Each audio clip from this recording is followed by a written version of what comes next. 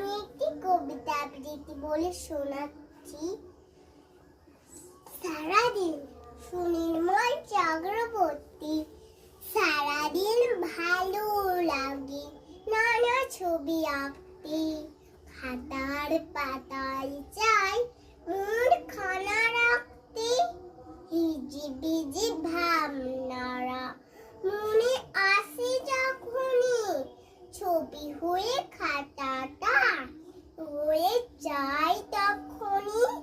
হাতি ঘোড়া গাছ পাখি আঁকি আমি কত কি, কেন আঁকি এইসব আমি জানি অত কি।